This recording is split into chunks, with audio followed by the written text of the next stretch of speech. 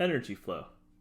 While only producers can carry out photosynthesis, all living things carry out cellular respiration and use ATP. ATP provides energy to build other molecules or to do physical work, like this Venus flytrap shutting on a stick. ATP is adenosine triphosphate. Triphosphate, so there are 3 phosphate groups connected to an adenine. Cellular respiration. When energy is needed by cells, glucose is broken down and ATP is synthesized. Glucose can carry energy for minutes or hours and can move inside cells and through larger organisms. ATP stores energy for seconds or minutes inside cells and can be used in an instant. In the presence of oxygen, the energy in glucose bonds is extracted by aerobic cellular respiration. The remainder of this presentation will discuss aerobic cellular respiration. In the absence of oxygen, glucose is fermented, and ATP is produced by the process of fermentation. Fermentation will not be covered in this presentation. Cellular respiration equation. Cellular respiration, like photosynthesis, requires dozens of reactions that require dozens of different enzymes, but we can summarize the process with the net equation for aerobic cellular respiration.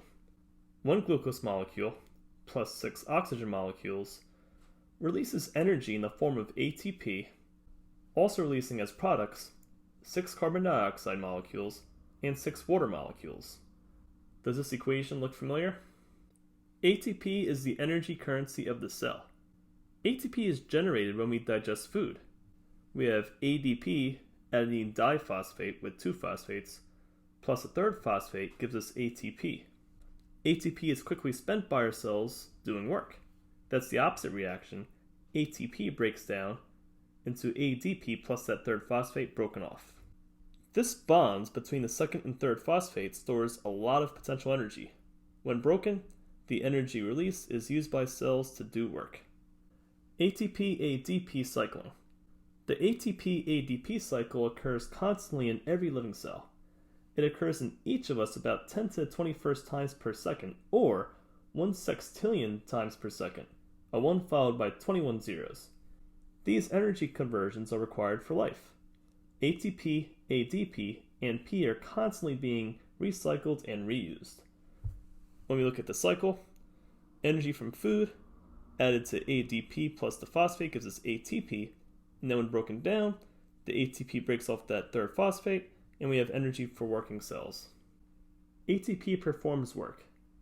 Here's an example of cellular work that is powered by ATP. Molecular motors move organelles around the cell. The motor proteins require ATP for movement.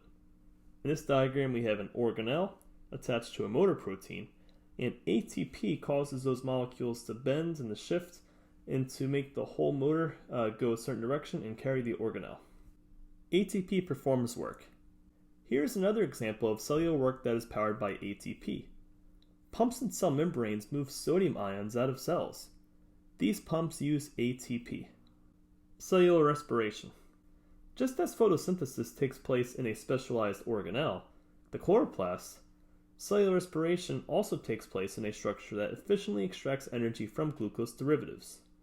This is the mitochondrion, the site of ATP synthesis. Generating ATP by aerobic cellular respiration. This chart shows an overview of aerobic cellular respiration. The first step, glycolysis, takes place in the cytoplasm of the cell. It takes in glucose and ATP and puts out pyruvate. The citric acid, or Krebs cycle, takes place in the mitochondria, the matrix of the mitochondria specifically. It takes in pyruvate from the glycolysis, and it outputs energy carriers, NADH and FADH2, that are carrying the energy from electrons.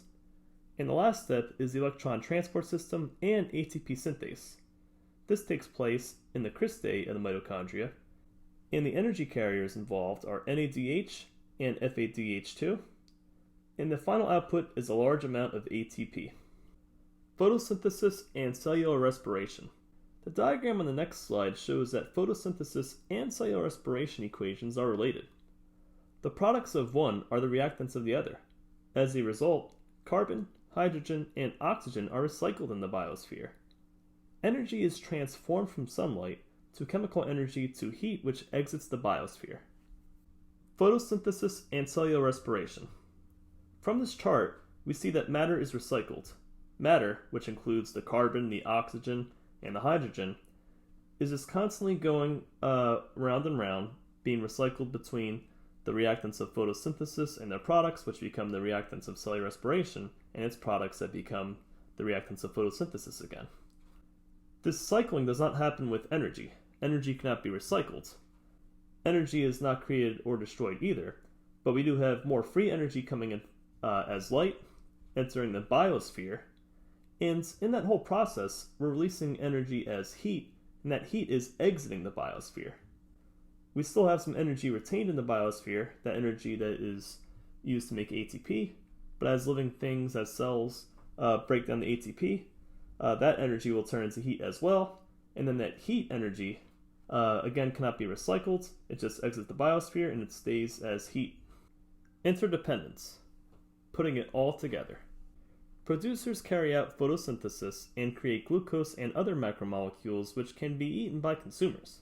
They use cellular respiration to generate the ATP needed for all activities. They also absorb carbon dioxide and emit oxygen for use by consumers. Consumers take in plants and/or other consumers, extract energy from glucose and other macromolecules via cellular respiration, and use the energy and raw materials to build new molecules and carry out all of life's activities. They absorb oxygen and release carbon dioxide for producers to use. Interdependence. Putting it all together. Decomposers carry out cellular respiration and use the energy acquired to grow and recycle dead organic matter, returning matter to the soil for producers to use. Without this crucial recycling step, producers would not build macromolecules or grow.